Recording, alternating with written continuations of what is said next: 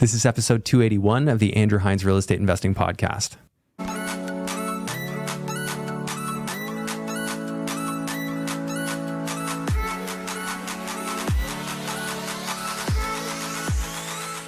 Welcome back to the show. Today I have Bridgette Clarke on, and she drove over from Milton. We talked about a really cool concept, which, I've heard it on the podcast before. We've had some guests talk about this before, but the numbers were working, and Bridgette took a single family home, 4-bedroom, and rented out by the bedroom and got far higher rents than she ever could have got if she had just rented it as a house. So for example, as a house, this is a 4-bedroom house in Whitby. And she probably would have got, what do you think? $4,000, $3,000, something like that? About like 28, I saw. 2,800. Okay. So she would have got 2,800, and now she's getting $5,000. Okay. Getting my facts straight here. This is why it's better that I do these intros with the guest actually sitting beside me. So anyways, 5,000. So we're talking significantly more money per month, cash flowing even with an adjusted mortgage rate. So all these people with their mortgage renewal coming up, she's on a variable rate mortgage. She pays condo fees and still cash flows. She provides cleaning service, landscaping to her tenants, and they're all paying rent. She's never had anyone who didn't pay rent. There was one person that was late. They caught up. A lot of you are probably wondering, sign me up. How do I do this? How do I protect myself? I was grilling her the whole time, asking her questions about that. So great conversation. And I think there's something there. In the US, they have this model called pad split, which is sort of like Airbnb, but for renting out rooms and houses on a midterm basis. This is a similar idea, and it was really cool hearing Bridgette talk about it. We also got into some philosophical discussion of, the future of Canada, what's happening, directions we're going. It was a really, really good conversation, and I really enjoyed it. Want to remind you that if you want to analyze cash flow on properties, you want to analyze properties in general, you can check out the cash flow analyzer on my website, www.andrew-hines.com, and you'll see the landing page right there. We'll have an opt-in for cash flow, and you can check that out. Okay, so without further ado, let's jump into episode 281, and please enjoy. Hello and welcome to the Andrew Hines Real Estate Investing Podcast. I've got Bridgette Clarke on the show, drove all the way from Whitby. Yes. Which is something that is a big no-no in my world. Anything on the other side of Toronto, I'm not doing it. Yes. Although my arm's been twisted once or twice. Yes. Yeah. So it was okay. It's relatively painless. Yeah, the 407. 407, yeah. Absolutely. Like if I'm going past Toronto. If you're not going to have that. It's a nightmare, the Toronto traffic. I don't know. Yeah. It's just so not fun. But if you get Audible and podcast time, you can kind of make it work. How many books do you need? Yeah. To get from one point A to point Z. Yeah. So fair enough. You mind telling me a little bit about your backstory and just how we came to be sitting down here talking about real estate? Yeah. So I knew nothing about real estate investing. I went to school. I did the typical school work, get a good job. And then COVID happened, and I wanted to find out some more about, how people get wealthy in this country. And after doing some research, I came across a lot of great Canadian real estate investors. Stephen Arnio, may he rest in peace, was probably one of the major real estate investors that I kind of turned to and believed. And I just sort of took action from there. Yeah. And what did you do? Before?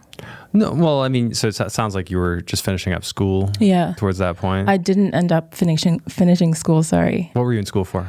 I was in school for the most liberal thing that you can think about. It's social justice theories. So everything was from head to toe.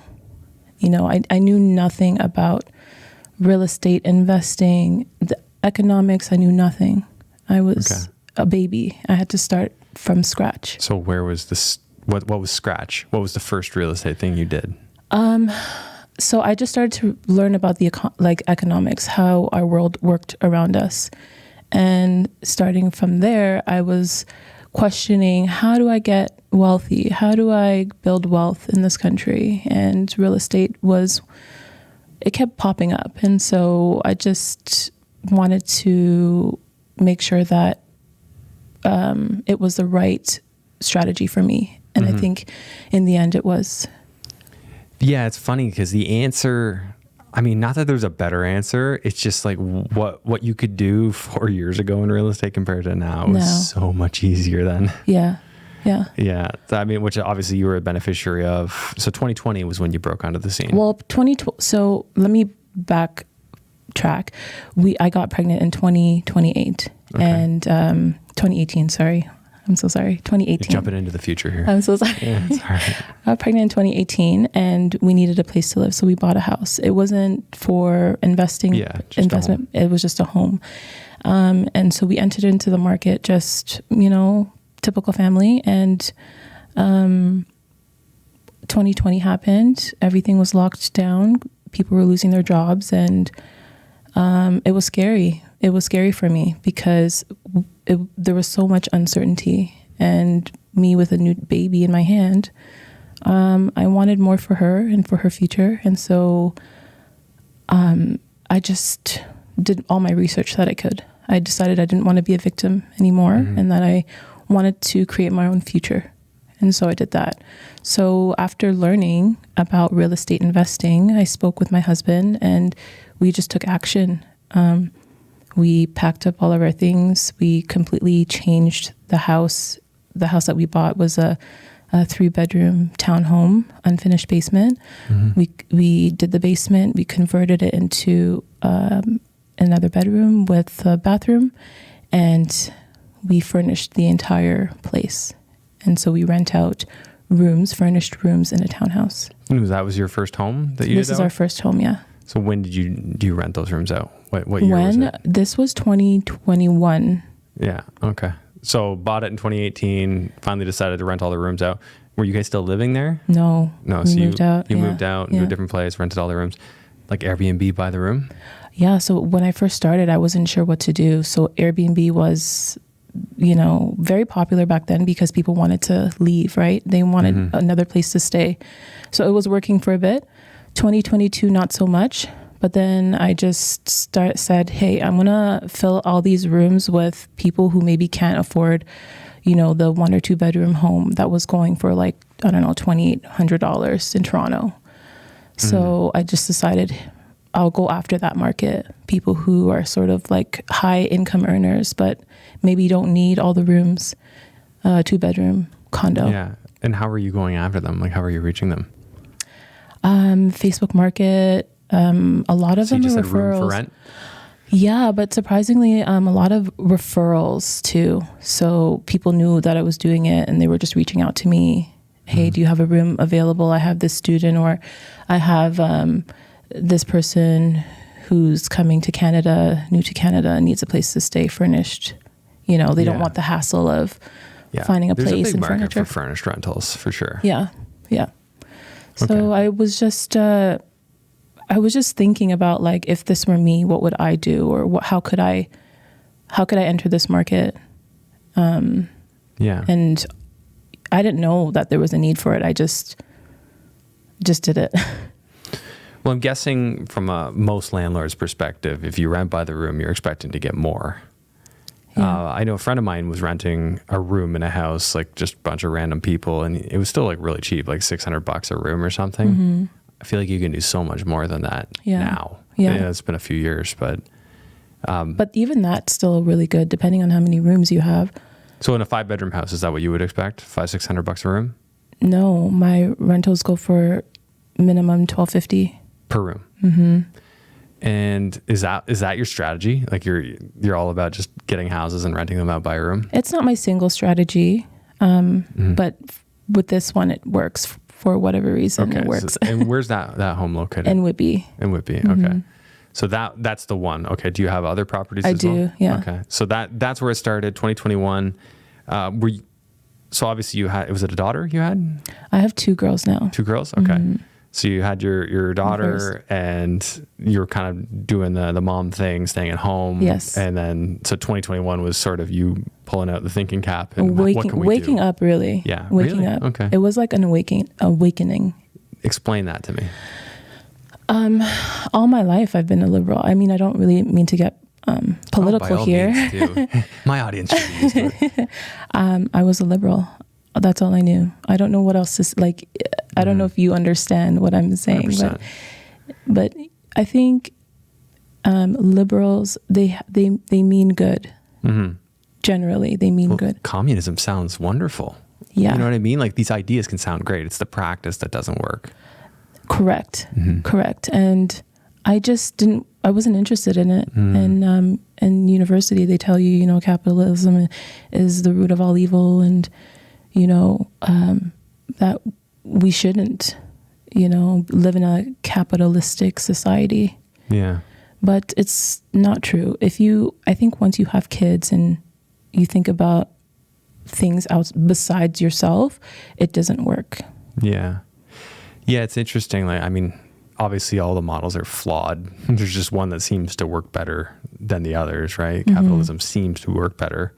But if there were no regulation, of course we know like people would do horrible things. There'd be human trafficking. If that was not regulated or illegal, but it's happening horrible now. things would happen. It's happening now. It's happening now, but it's technically illegal. What I'm saying is it's even worse when it's not illegal and there's no regulation on it. Yeah.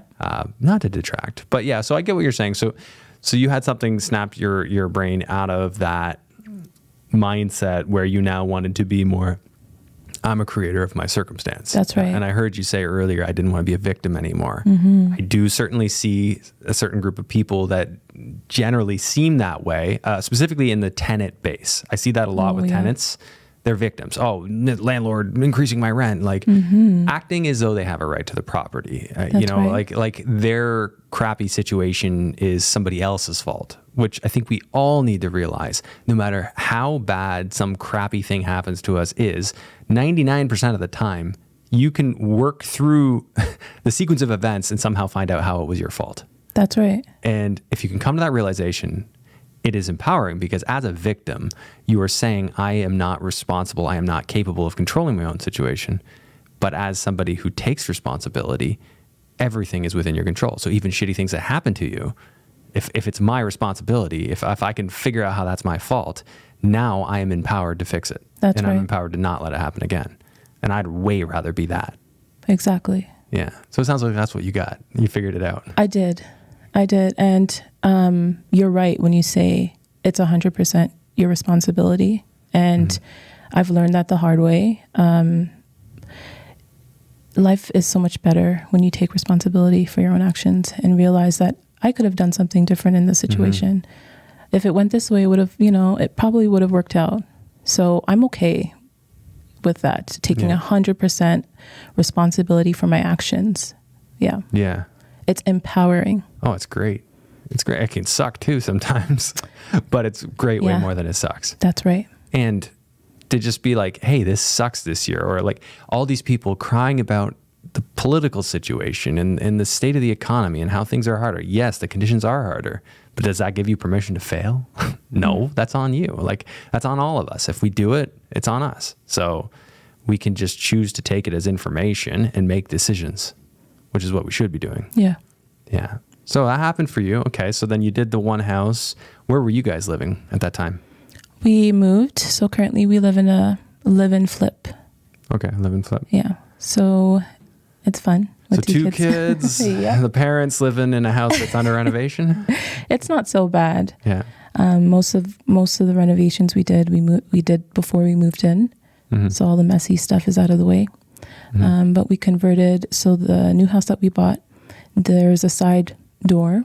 And so we've converted the basement into a 2-bedroom apartment. Is that where you stay right now? That's where we are now. And so my focus is just to make our living as cheap as possible. And I love it. I love it here. It's great. Yeah, that's really nice. So you guys went into the basement, and now is your husband working on the upstairs? No, we are upstairs. You're upstairs now. Yeah. Okay. And tenants are in the basement. Okay. It's way better to not be in the way basement. better. Yeah. Yeah. And my husband's a contractor. Okay. He does contracting. So he did a lot of the work? So he does all the work, yeah. Yeah. All the work. That's super awesome. And the house hacking thing, keeping your expenses super low, just allows you so much flexibility, buys back your time. Yep. And you can get used to anything, right? So if it might be, it's tight living in a house hacked, duplex. Yeah, it has its ups and downs, but honestly, I'm like the benefits far outweigh. Yeah, 100%. So I'm fine with it. You have to be more minimalistic. Yeah. Yeah. How do you do it with all the kids stuff? In what instance? Well, you must have a very good storage system for tools and all the baby stuff. Like our basement's filled with like the snoo and old car seats that don't fit anymore, old clothes that don't fit anymore, which will be breaking out again soon. Mm-hmm. So every spring, yes, I do a spring turnover, which is always fun. We also have the garage too. So you can store stuff in the garage. Yeah, we have a pretty big garage. I have a lot of help too. I rely a lot on my family for help. Your family's local? They are. They're 7 minutes huge. away. It's huge. The hack. It's the parenting hack. Your parents are able to come in and help? Yes, they come. My sister comes. I drop them off sometimes on the weekends to hang out at grandma and grandpa's house. Mm-hmm. It's the way it should be, I think. I 100% agree. So for us, we've got my mother-in-law is local, but she works full time, very busy. And so like my son usually goes over one day on the weekend, but like my mom's an hour away and, so busy. She's got 5 kids and they're all over the country. So when my mom's visiting our different family members, it's a lot harder for us to have help. Yeah. Yeah. So we've had nannies and stuff and we're looking for one again still. Mm-hmm. But it's like just to have family local and people who can help. Mm-hmm.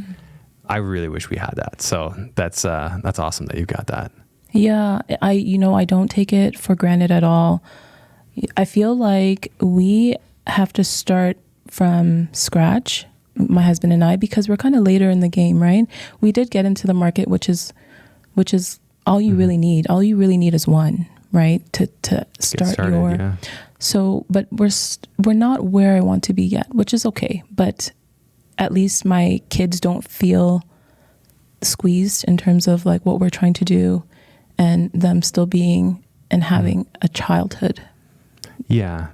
So you have a backyard where you are right now? Yeah, we have a pretty big backyard. So the tenants don't get access to that. That's just you. So I'm very particular with the tenants that I choose for the basement where I live. So the current tenant is he's an OPG worker, and he has a wife and kids back home. He leaves on weekends. Like this is just a place for him to lay his head. Okay, that's all right. Yeah, so he's pretty chill, and yeah, that's perfect. Yeah, it's perfect. It works for me. Okay, so are those like? Do you have more than that, or is that the?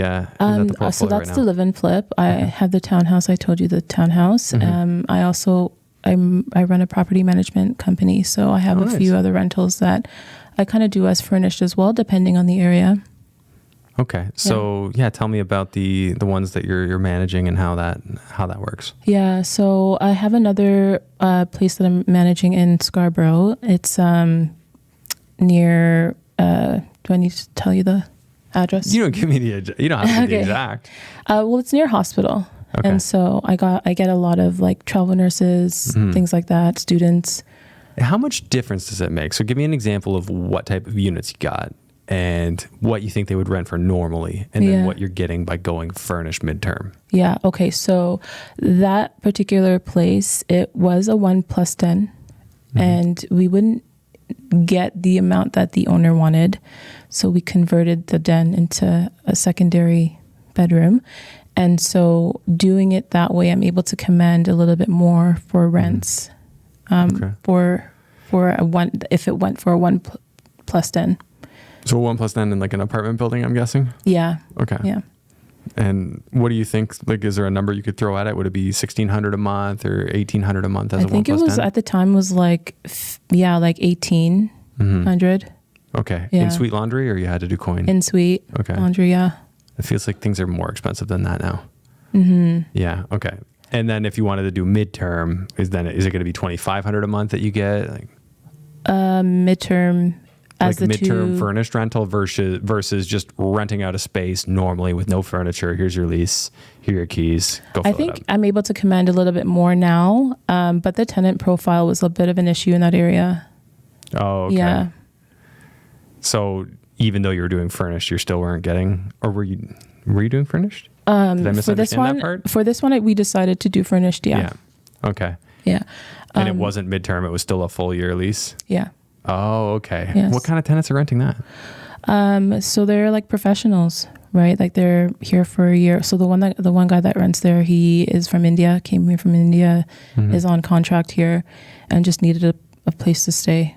Yeah. A furnished place to stay. I noticed that a lot lately, especially with our people are just immigration. coming in. Well, there's a lot of non-permanent residents that are here. Yeah. They're coming in for, I think, a lot for education, But they don't there'll have be some other reasons. they don't have the budget for furnished usually. Yeah. So it's they're usually- more going to be the ones that are going to rent a room. Yeah. But they might rent a furnished room. right. 'Cause Well, from my understanding, the budget's like around $700. Really? Yeah. Well, I mean, a furnished room, is that worth it to you? I guess not. 700 is not enough. No. Not unless you got like a 10-bedroom house. Well, that if it's a 10-bedroom house, then we're talking. Yeah, absolutely. In the States, they got this thing called pad split, and it's pretty popular. People will actually build their houses out to create like a 10-bedroom house. Yeah. And then they'll throw it on pad split, and pad split will find tenants and put them in the house. What's pad split? It's like an Airbnb, but for people who want to do like a midterm room rental. Yeah. Furnished room rental. How come we don't have that? Do we have that here? I checked. It's not in Canada. Yeah. Yeah. I mean, it would make logical sense It would. for it to be here, especially given the, Housing nature. shortage. So the nice thing that pad split seems to do is it kind of pre-qualifies the people, and it's pad split that's like paying you as the landlord. Right. But I've researched it a bit, and it seems like you really do want to have like 8 bedrooms plus for it to really make a lot of sense. But you could get like 800 a bedroom. Yeah. 900. See, I would do that. Because like you have to start from somewhere, right? Like someone who's newer to real estate investing, like that would be huge for me. It would be huge. I mean, I'm thinking there's nothing stopping somebody from going and finding like 7-bedroom houses that are on the MLS and not selling and say, hey, would you consider renting it? I'm a professional property manager. I take great care of my places. And then you go in, you rent it, and you do the arbitrage thing, but not for Airbnb. You split up the rooms. I've tried that. Yeah. And I find that Canadians aren't very receptive to re-rent, like the whole re-rent model. Okay. Well, I mean, there's still a closing rate, right? You might have 100 no's for one yes, and probably a worst case scenario. There'll be some that get it. Like say you approached me with that model, I could be convinced. Yeah. If it was one of my houses. Yeah. There's going to be a certain personality type that That's could right. be, But could that's be the hard convinced. part, right? Yeah. Where do you find them? Yeah. Well, I think it's a numbers game. Like it's like with our stuff that we're That's doing in right. Florida. It's just like banging the phones all day. Yes. Going through all the different leads, finding the one that's got the right property, willing to sell at the right price. For us, of course, they all say they want the right price, which is like too much. Yes. Yeah. But the same idea goes. I think one thing I noticed, so I have some coaching students that wanted to try out the arbitrage model or property management model, and they started calling landlords in Cape Coral and just pitching them on the idea. And my student called like 2 and had a guy ready to do 20% management fee to him to just Wow. run his Airbnb. Yeah. He's like, oh man, I had no idea how easy this would be. But like, I'm a little stumped on how you get financing for the U.S.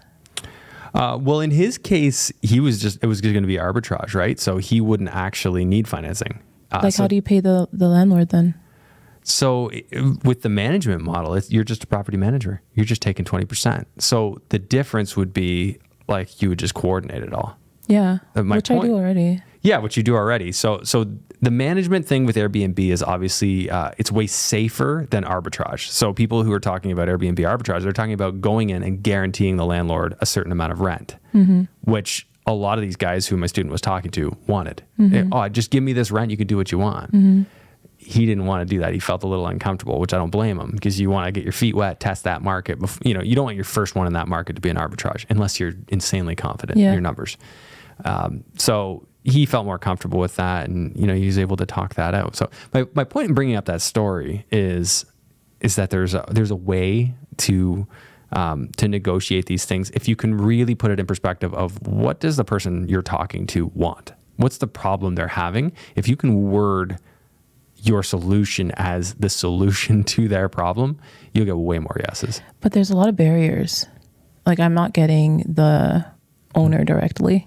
That's true. Right? Yeah, that's a problem. Well, you can go on like Facebook Marketplace and find the houses. That's easier to get the owner direct. And if you're finding a landlord that answers their own inquiries and shows the property themselves, you can bet they're going to be burnt out. They're going to be the tired landlord. That's right. They're the ones that you can just say, hey, aren't you like just sick of this at this point? Like, yeah, of course.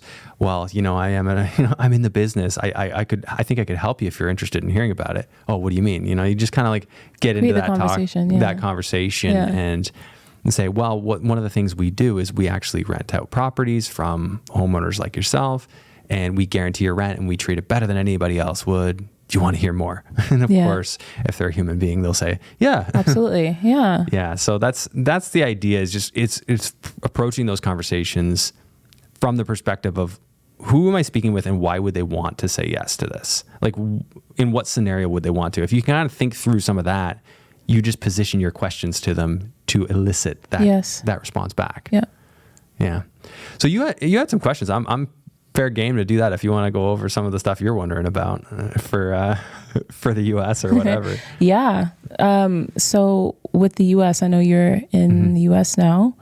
So I heard that you need like a credit card with American Express to, I guess, purchase all of your furniture. Like, what do they do? Are they doing the furnished rentals as arbitrage, or are they just leaving it and re-renting it as is? Well, okay. So I know a few people, like I had Charles Crompton on a little while ago. He's Canadian. He's now doing 10 units in Tampa Bay.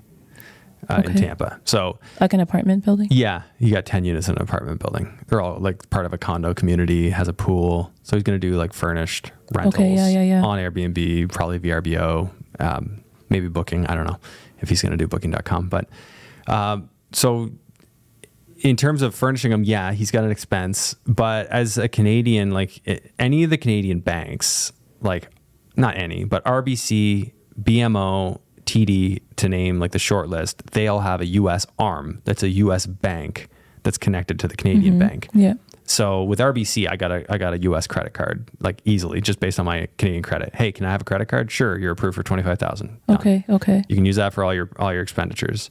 They'll open up an account for you. You don't need an akin, you don't need an EIN or a social security number. Whereas any of the other banks, you're going to need all that stuff, or one of those at least. So that's the easy route in, is to just go get go through your bank. Just go through, if it's TD or if it's RBC, BMO. Like with RBC, I can do north to south transfers, so I can send money down. I don't really like to transfer money that way, but I can keep it in kind. So I can take US dollars in the US account, which is based out of Georgia, and I can send that out to my RBC Canada US dollar account. So keeping it in like, so you're not currency, getting hit with not that. Converting it. Yeah. But I don't really have any reason to do that. I don't really keep US dollars in Canada. I keep my US dollars in US.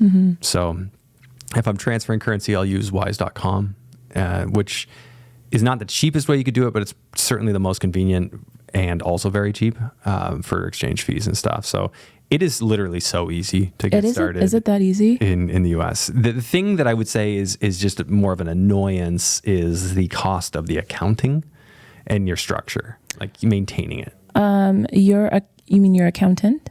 Yeah. The filings. Is it a virtual accountant that you? I use or is it a guy that's like, he's based out of London, Ontario. Okay. You'll find lots of them. If you go to the IRS website, you can find receiving agents. I think that's what it's called, a receiving agent.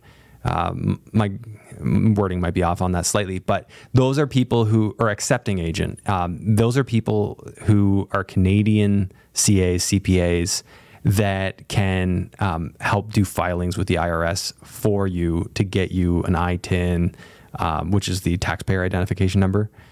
But and any of those people, any accountant can do this. Not any, but the ones on that list. So if you go find that IRS list, you'll find people in your town that are doing it. Odds are those guys also do U.S. tax returns and all that stuff. So that's your true cross-border accountant, because it's going to be a Canadian CPA who also does U.S. So the guy I use, he's a Canadian CPA and he's a CPA in Illinois, and he handles, he can handle everything. He actually used to work for a firm that did both my Canadian and US filings. Then he moved to a new firm. So I have a firm that does my Canadian and I have him, but he's in Canada and does the US stuff. So I know that sounds a little complicated. So that part is annoying. This is why I say you don't dip a toe in the U.S. market. Like you decide, I want to invest in the U.S. and here's why, and then you actually just focus on that. Don't do it for one property. Yeah. But if you wanted to do arbitrage, if you wanted to do management, it is a wide open playing field for anybody willing to work hard. If you're willing to work hard and make no excuses, you can absolutely crush in the U.S. Even more so than I think you can in Canada. You can crush here too, but the U.S. is just it's a big ocean. Yeah. There's a lot of places to do business. There's a lot of potential customers. Yeah. So I'm a firm believer that that's the right place for me to do business right now. Rather than trying to keep growing in Ontario. Of course, we've got like our hospitality business and we'll keep growing that and it's going to be something crazy cool.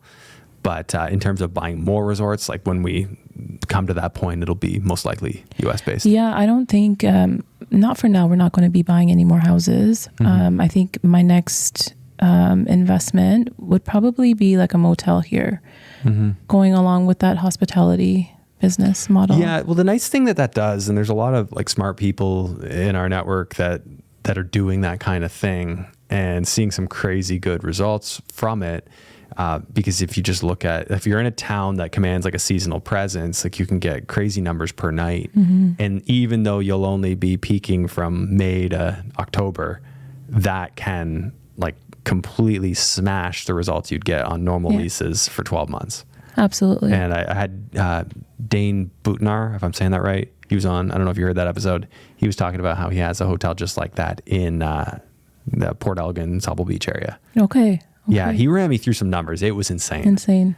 Yeah, and my mother-in-law's got a couple of like that type. I don't know what her numbers are on them, but same idea. Go create that boutique experience, profile the hell out of it. I don't even think you need to be the best. You just need to sell it like it's the best.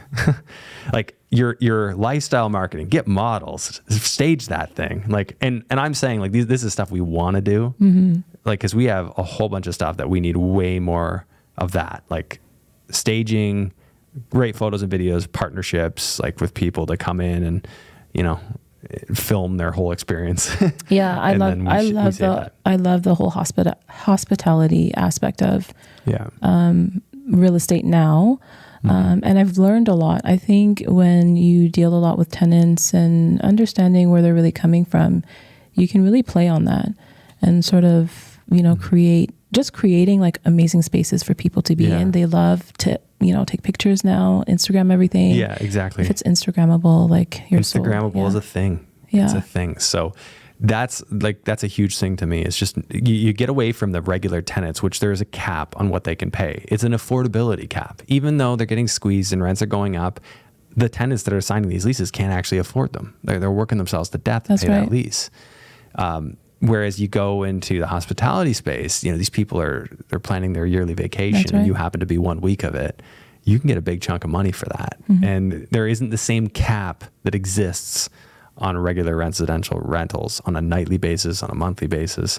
So that's what I really love about getting into the hospitality space. And then you get away from regular tenancy. You're not dealing with landlord tenant board.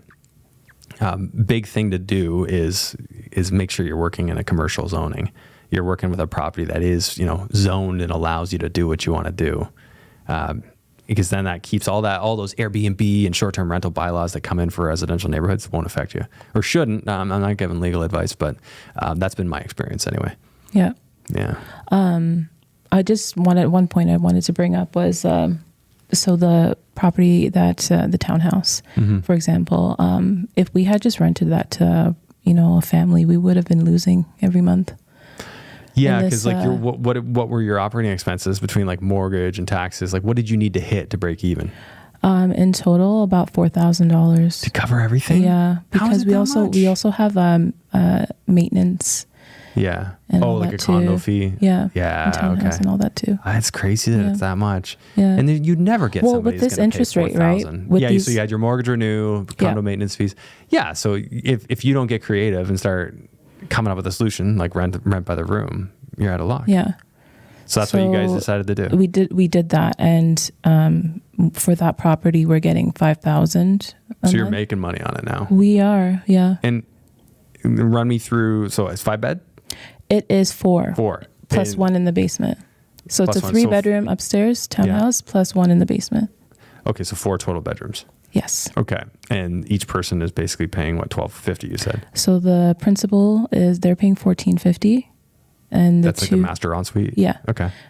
2 others that share bathroom, $1,250 each, and the guy in the basement is paying $1,250. And where are they from? Like, are these people that are immigrants or temporary residents of Canada? Yeah, it's a good mixture.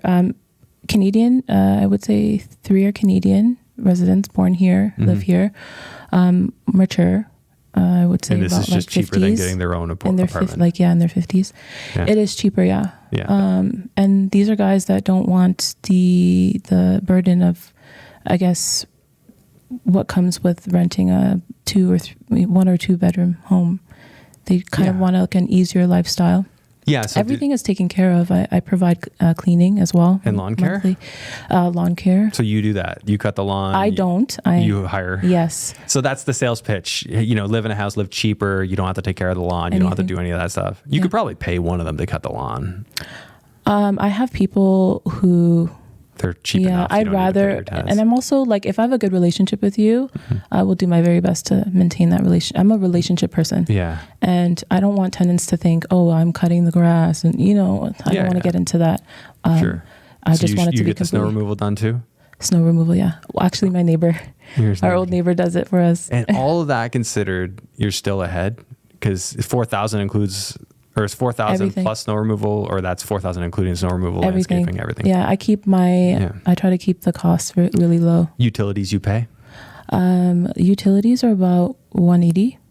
That's it for gas and water and electric? Oh, that is about $2.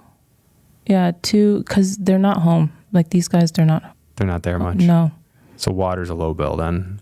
Yeah. Electrical is not huge. No. Heat is still going to be like 100 or 200. Well, yeah, with the new 150. With the new carbon tax. Yeah. So I will see this winter. Yeah. Yeah. Well, better than propane, I'll tell you. Yeah. I had a propane tank that's like $1,200 to fill.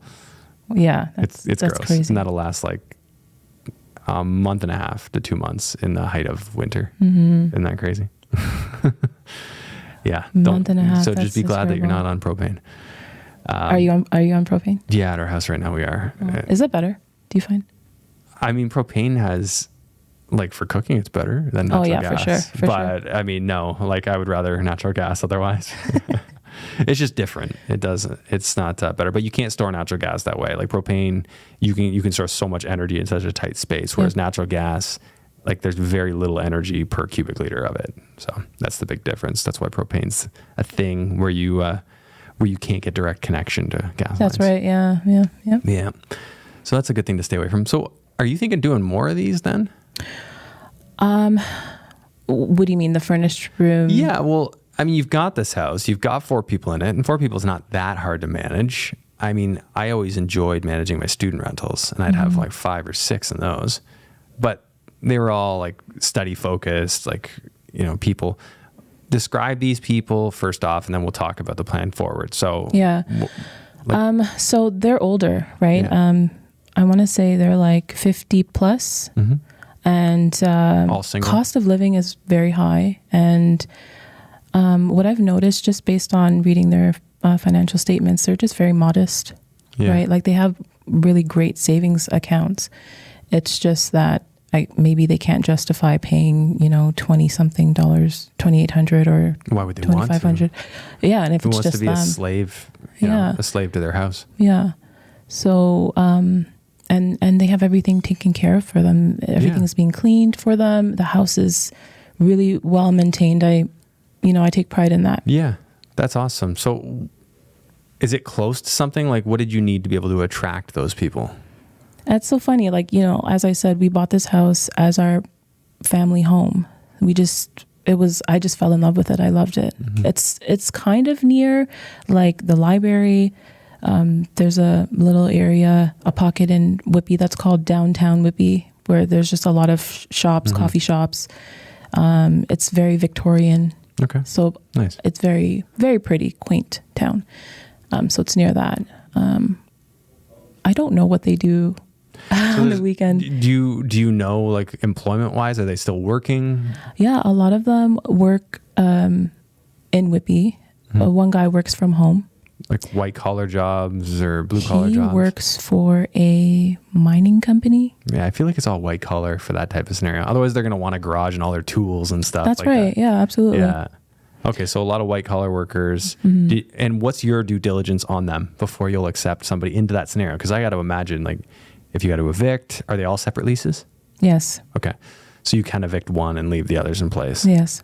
You're technically getting into rooming house territory from a zoning standpoint at that point, though.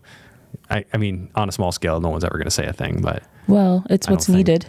I don't think... Yeah, need exactly. A place to stay. It's kind of a non-issue. And the bank probably would never suspect it, but if you're going to the bank and trying to prove income and you show 4 leases, they might look at it a little funny. Have you dealt with that yet? No. No. Okay, so not an issue for the moment, but what might be nice is to, like, rent the whole thing... to one person. To one company, like your company. And then the company can rent to the individuals. That is something like smart. that. Just so that you can show the bank one lease and one consistent payment coming in. Something like that. Anyways, I'm thinking out loud here. No, that was smart. That's a really good idea. Yeah. So just for scalability, right? If you want to keep growing that, they're going to start asking, well, that doesn't look right. But I like that. And I'm wondering why more people aren't doing that. I've definitely seen it on a small scale, but I mean, $1,250 a room? I had no idea you could do that much. But everything is taken care of. Yeah, I agree. Like if you're doing the cleaning, you're doing but that's like student rental pricing. Better. It's amazing. And they can afford it. And these people can actually afford it. Yeah. And like you said, it's cheaper than any other solution they have. Yep. So with rents going crazy, I feel like this is probably the future. A lot of people are going to do this. Well, it works. Right? It works. We live in Canada, right? Where landlords don't have many rights. And so I just thought, maybe what if I'm able to, still have access to the property and still provide, safe housing. Yeah. But I didn't want to fully give it up yet because I just didn't know what I was getting into. So is that what your lease says? Like you're renting this bedroom, but you're not renting the whole house, so you can still come into the house? Yeah. I don't go into, so they're renting the room. Yeah. So if I'm going into the room, then I'll give them notice. Yeah, but you can go into the house anytime. Yeah. Yeah, because they're just. But I really don't. Like I send other people for me. Yeah, but that's pretty cool. Because if you just did a house-wide lease, now you're not going to be able to go into the house. You'd have to give notice. Exactly. Yeah. Oh, I love getting into all these little nuances and how they affect what you do. Yeah. Well, you have to. I mean, I just wanted to be able to still know what was going on in the property. Yeah. Right. That's huge. I didn't like not having access. How long has it been rented this way? Where this year would be 3 years. 3 years. Same people the whole time? No. Yeah, okay. No. How often are you turning over a room? Yeah, in the beginning was a little rough because a lot of students came through, but they're only staying 10 weeks to 3 months. Oh yeah. Or 4 months. So you're not making them sign a year? No. None of them signed a year? Because the students that I got, they were from the States, right? Okay. They're just coming here and leaving. But if you were to do one now, I say a room opened up, would the new person coming in sign a year? 1 year, yeah. Now the standard. I don't do the short term anymore. Okay. I could if I wanted to, but it's just. But you're finding enough demand with 1 year apps? Yeah. And then when they want to come rent from you, are you checking their credit? Are they providing a credit report? Yeah, I asked for their credit report. They're just pulling their one that Scotiabank will give you on online banking, or are they? Yeah, bank statement. So they have to give you a bank statement to show that they actually have money in it. Yeah. Are you looking for deposits from from an employer or something like that? No, I used to. You just want to see that they have money. Anymore. Yeah.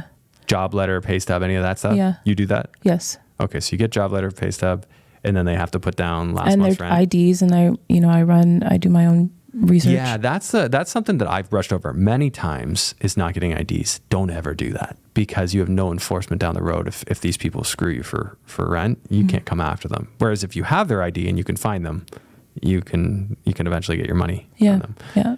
get a Most of them judgment. have like an address, like their mom's address, or Yeah, on their driver's where license. you can find them. Yeah, exactly. But if you did never get that license coming in, yeah, I can't believe how many times I've not done that. It's bitten me. Yeah, it can be easy. Like if you're desperate, right? Yeah, if you're not getting enough, it's more of a procedural thing. Right? So if you just say, hey, and here's what we need to get you signed up. I need a copy of your license. No one would ever balk at that. Okay, yeah sure. Here's a copy of the license. Yeah.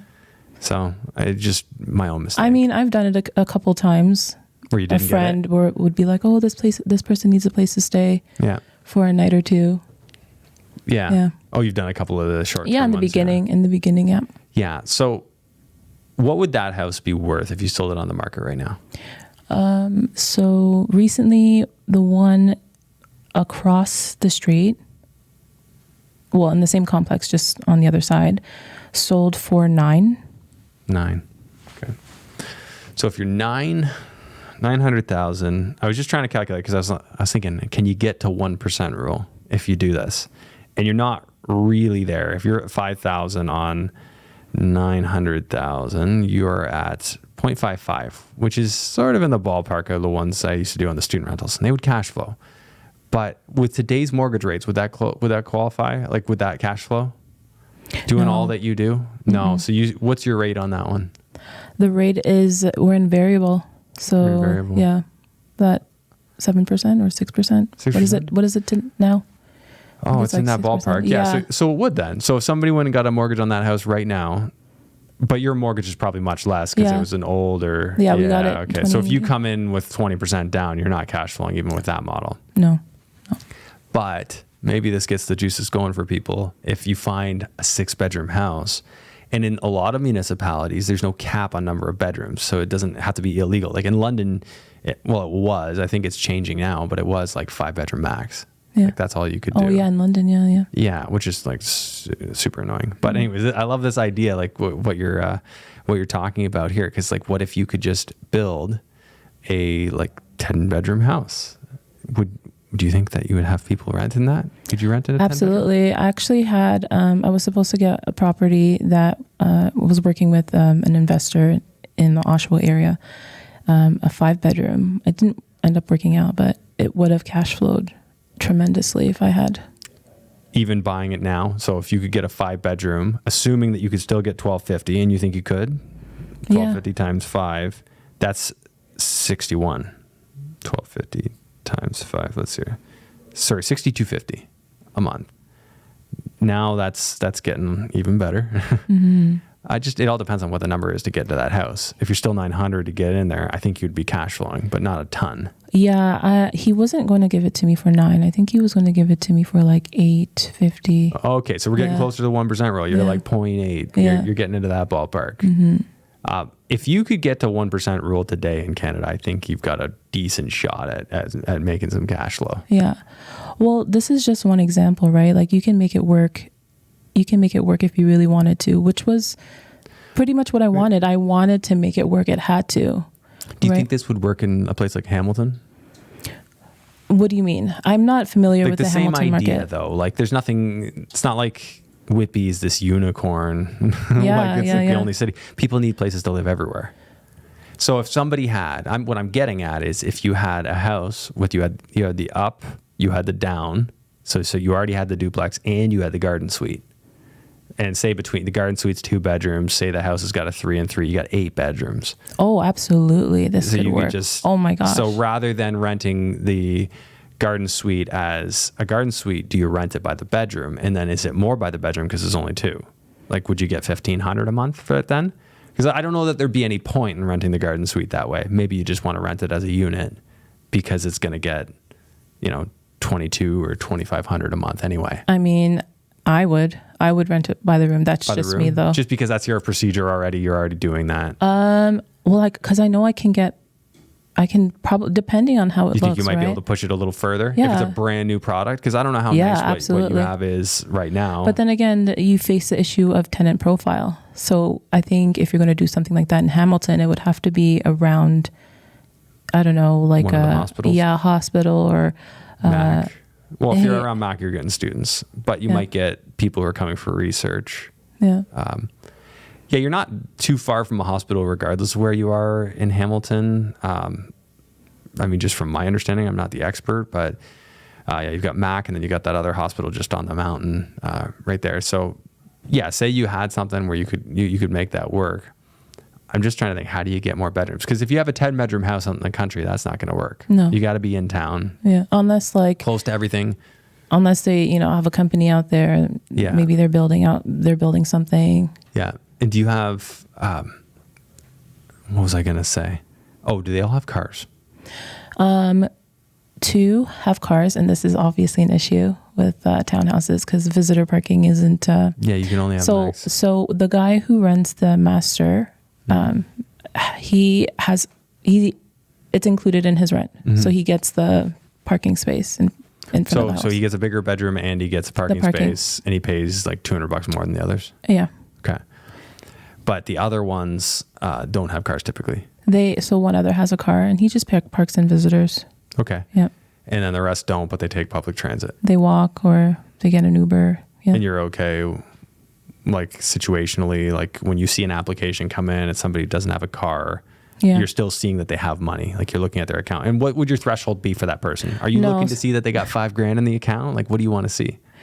Okay. So to answer your first question with the cars, if I do get an application and they do have a car, I do explain to them like, hey, parking is limited.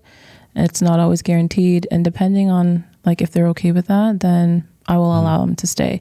There's also parking like a few minutes down the street. So they can also like opt to park there if they really wanted to.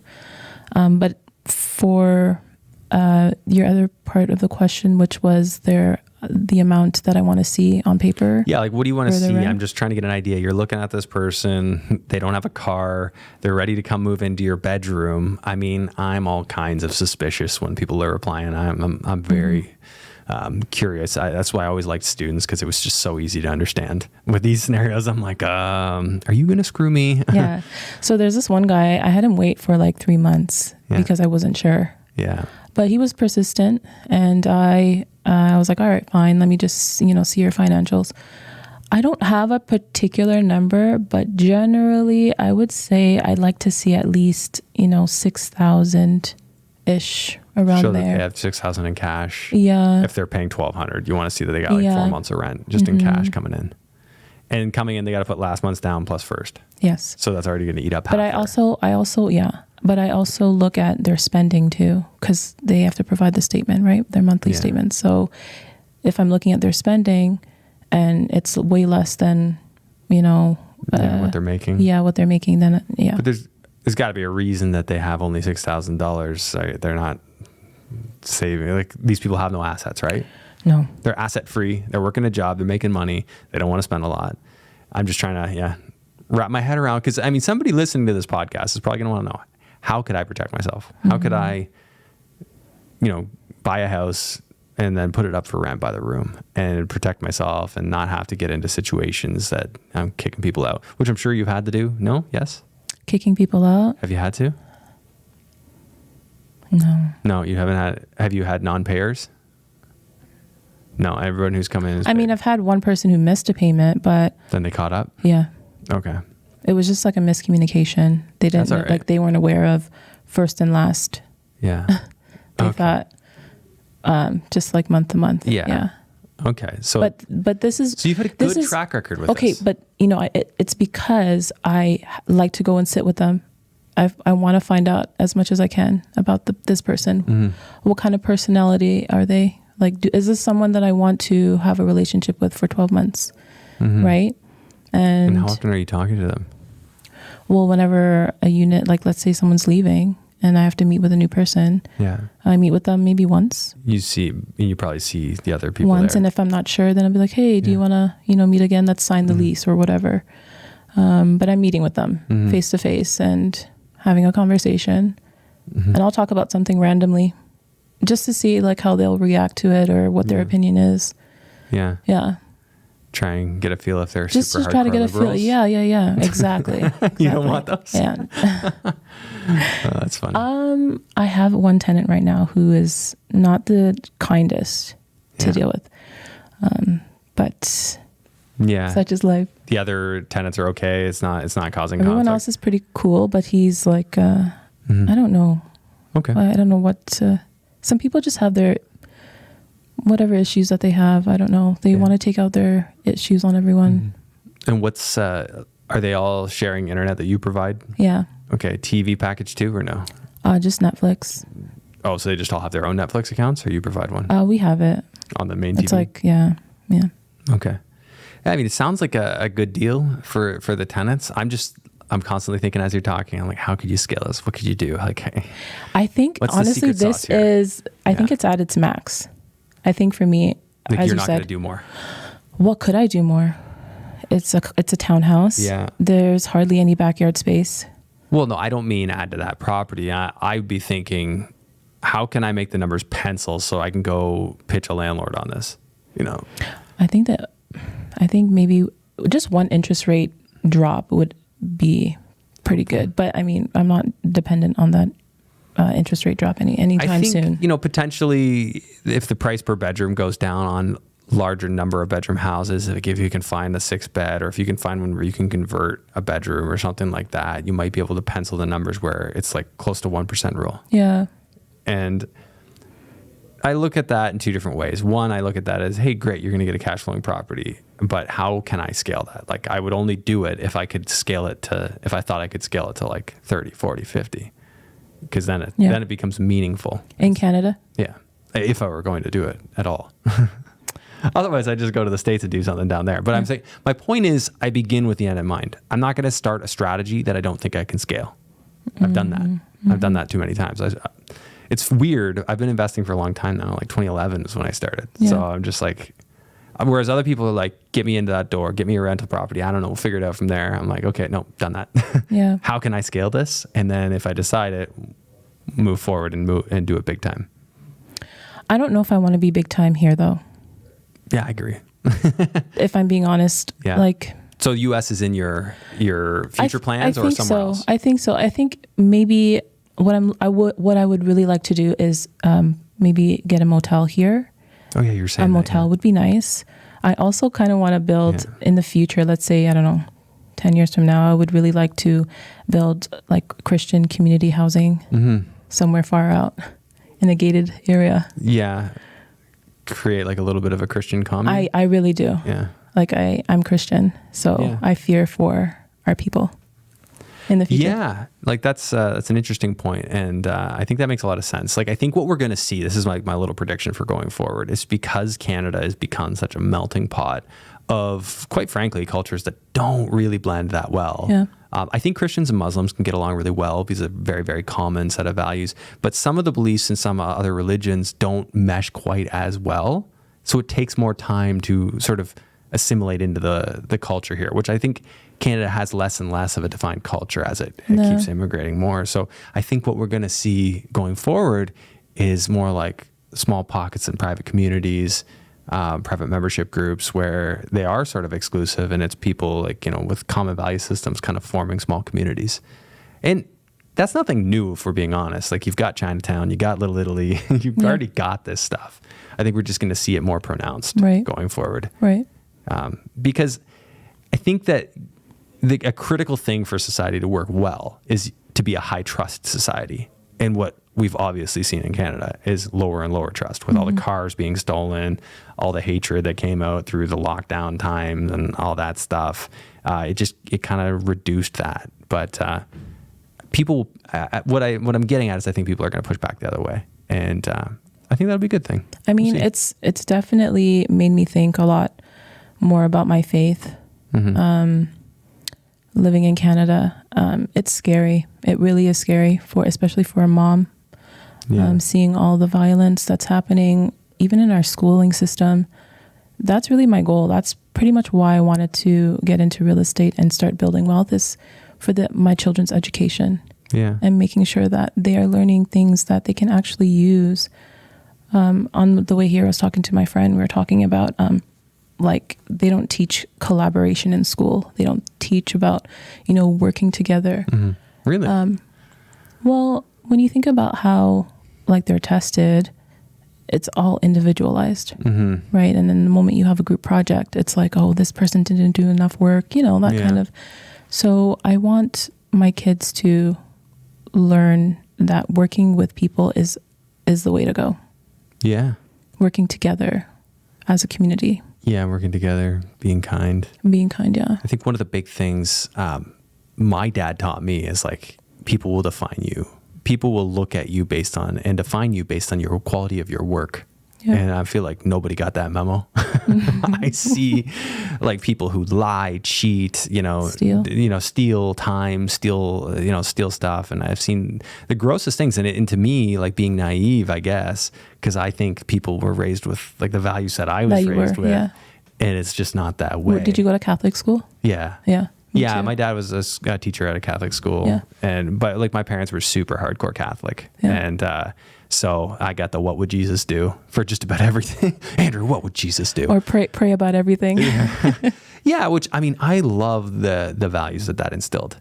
I'm not particularly a practicing Catholic anymore, but I love the values, and I consider myself a very strong, faithful person, Yeah. and I really want to see that. And I think that's where the communities will come in. Like, you'll have communities of people who have those value systems. They'll all work together. Well, this is why I really want to, build on that Christian community housing, because we all have the same values. And once you all speak the same language, everything works out, right? Yeah. Yeah, exactly. You help one another. You are High servants. trust. High trust. Don't necessarily need to lock the You doors. can go to people about your issues, right? Yeah. Without thinking like, is this, is this going to the right person? Yeah. Can I come and talk to you about an issue that I'm having without Yeah, you for judging sure. me? Yeah. Right? Can you pray for me? Yeah. Right? That's like awesome. that's what I really want, is just to be like my kids to be raised in an area where there's just high trust, as you said. Yeah. I think you're going to find a lot of people resonate with that. So very cool. Is there anything that I haven't asked you about that you'd hoped I had, or anything you wanted to share? I would just say, like, for me, anyone can do this, right? Like, I didn't grow up in a real estate, world investing. I knew nothing about it. And anyone can do this. If I can do it, you can certainly do it. It's just, you have to change your mindset. What you think can definitely make or break you, right? Yeah. And also having or following a faith. It doesn't have to be Christianity, but I think having something that is going to make you a better person. Yeah. That's very well said. It doesn't have to be just one thing. Like, any value system that like promotes being kind to others, treating people well, don't steal, don't do all these bad things. Great. That's what we need. I couldn't be more into it. Yeah. That's what we need. Yeah, because the more moral a society, the less government you need. The less moral a society, the more government you need, which is what we're seeing today. Yep. We've hit a moral plateau, rock bottom, and it's not rock bottom. It could get way worse. That's true. But it's the bottom for what I've seen. Yep. And we've never seen more government. They're getting into everything. Everything. And it just can't sustain. We need to raise that level of morality in general, so that we don't need this level of insane government. And obviously corruption, blah blah blah. Different story. I'm not getting into that right now. We're not. This is honestly not a political podcast. I don't really care about. It's kind of hard not to, though. It's kind of hard not to get into it, because it's affecting us. It's affecting all the Canadians. I see the whole thing though as something so much bigger. Like it's like almost more philosophical. What do you see? Please tell me. You can't for exactly that. Like, anarchy will never work, because nature abhors a vacuum. And wherever there is no power, the cartel will move in, and then the cartel will call themselves government. That's right. You can't get rid of government. All the religions say, well, not all, but I know Christianity and Islam say you can't overthrow your government. And there's a reason, and it makes sense, because who could protect property rights? Who could protect children? Because in a capitalistic society, it wouldn't matter, if you had no regulation, horrible things will be on the market, horrible billboards of horrible things. You can use your imagination. So regulation is kind of needed. In a high trust, high morality society, maybe people wouldn't do that. But how are you going to keep the bad people out?